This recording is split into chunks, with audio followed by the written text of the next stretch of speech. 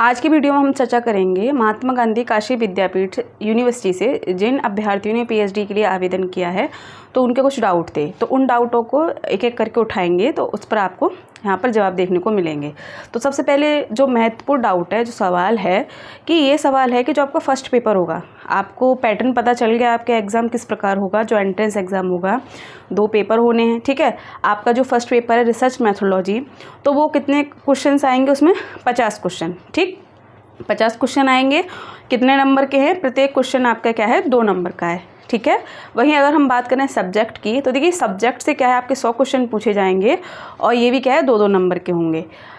वहीं मैं बात करूं टाइमिंग की, तो फर्स्ट पेपर आपका 1 घंटे का टाइमिंग आपको दिया जाएगा और वहीं आपके जो सब्जेक्ट से पेपर है उसके लिए आपको 2 घंटे की टाइमिंग दी गई है, ठीक।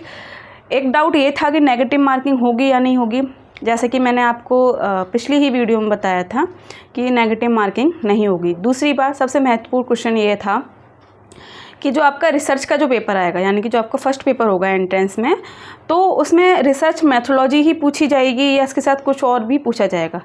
अगर आपने ध्यान से गाइडलाइन पढ़ी होगी जब जो यूनिवर्सिटी ने दी है, तो उसमें सीधे सीधे ये लिखा है कि यूजीसी नेट में जो सिलेबस रहता है आपका, वो सिलेबस आएगा, चाहे वो आपकी रिसर्च मैथोलॉजी का हो चाहे आपके सब्जेक्ट का हो, है ना। तो आपको डाउट नहीं होना चाहिए कि आपके सिर्फ रिसर्च ही देखने को मिलेगा, रिसर्च के साथ आपको क्या है और यूनिट देखने को भी मिलेंगी, ठीक है।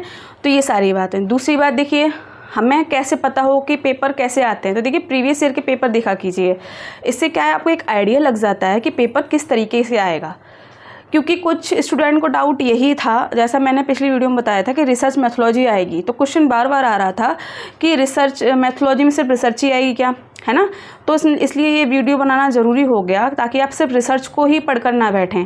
अगर एग्ज़ाम में अदर चीज़ पूछी गई तो आपको ये रहेगा कि सिर्फ रिसर्च का पेपर है और ये अदर यूनिट क्यों रख दी हैं। तो उसमें सीधी सीधे अगर आप गाइडलाइन को ध्यान से पढ़ेंगे तो सीधी सीधे नीचे एक लाइन लिखी हुई है कि यूजीसी नेट में जो सिलेबस लगा हुआ है आपका वो सिलेबस इसमें देखने को मिलेगा। तो आप इस भ्रम में बिल्कुल ना रहें। पहला डाउट आपका ये क्लियर हुआ, ठीक है। दूसरा डाउट, अब स्टूडेंट ये कह रहे हैं कि कब एंट्रेंस एग्ज़ाम होगा, ठीक है। तो देखिए अभी कोई यूनिवर्सिटी ने ऑफिशियल न्यूज़ या नोटिस नहीं दिया है जिससे हम आपको एक निश्चित तिथि बता सकें कि इस तिथि को क्या है आपकी प्रवेश परीक्षा होगी, है ना। अगर कोई नोटिस यूनिवर्सिटी आपको देगी, ऑफिशियल वेबसाइट पर वो अपलोड कर देगी, तो आपको आसानी से पता चल जाएगा कि इस तिथि को क्या है आपका एग्ज़ाम होगा और इस तिथि को क्या है आपके एडमिट कार्ड आएंगे। एक क्वेश्चन ये आपका हुआ। दूसरा क्वेश्चन ये था, कुछ स्टूडेंट ये थे कि इंटरव्यू किस प्रकार से होगा, कैसे क्या होगा। देखिए इस पे हमने विस्तार से वीडियो बनाई हुई है। मैंने आपको पहले भी बताया था कि जो एंट्रेंस क्लियर कर लेगा, ठीक है, जो एंट्रेंस क्लियर कर लेगा तो वो दूसरे चरण में जाएगा। अब दूसरे चरण में जो जाएगा उसे रजिस्ट्रेशन फिर से कराना पड़ेगा। जी हाँ, रजिस्ट्रेशन आपको फिर से कराना है।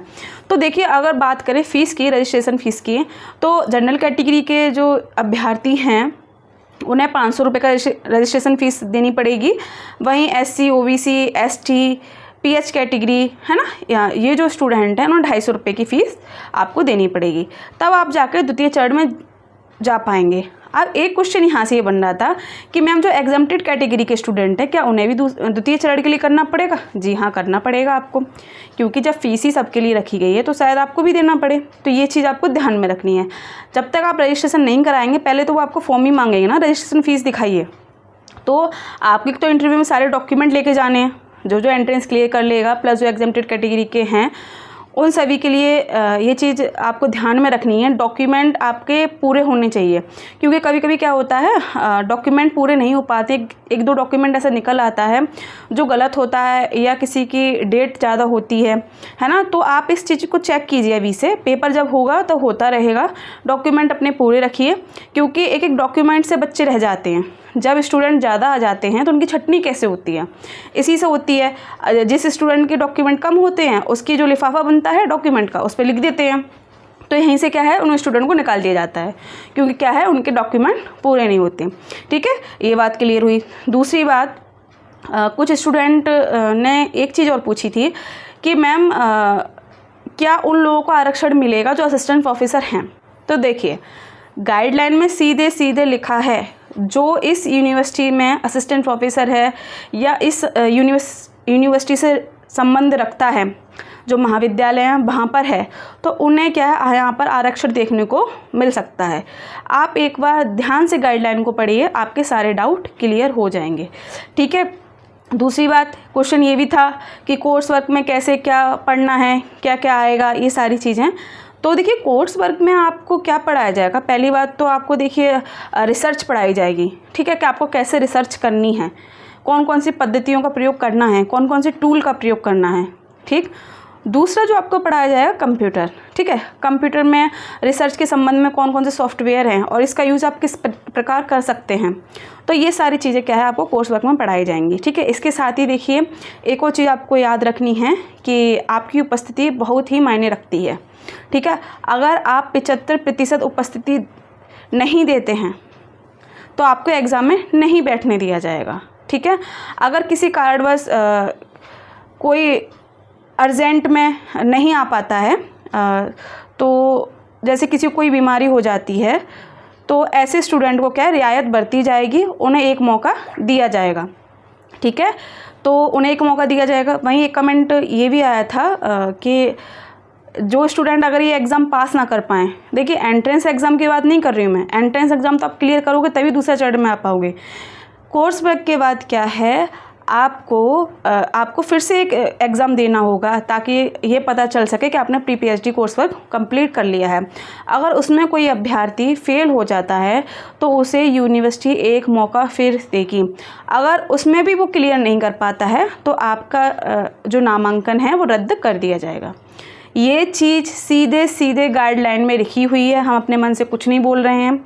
ठीक है। आप ऑफिशियल वेबसाइट पे जाइए, वहाँ पे जब आप शोध विवरणिका करके एक कॉलम बना होगा उसको पढ़िए, अच्छे से चीज़ों को पढ़िए। दूसरी बात, अब चीज़ क्या पूछे, अरे फ़ीस कितनी लगेगी, तो देखिए फ़ीस का भी ब्यौरा है।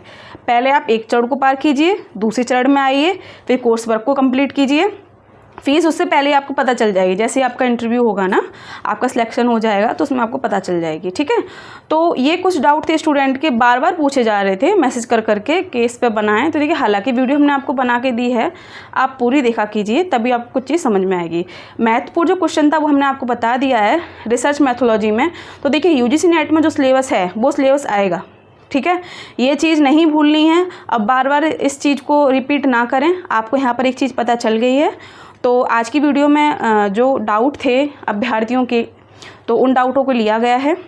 यदि आपके अब भी कोई डाउट रह गए हों तो कमेंट सेक्शन में दे सकते हैं। बने रहिए अपने चैनल के साथ, तब तक के लिए धन्यवाद।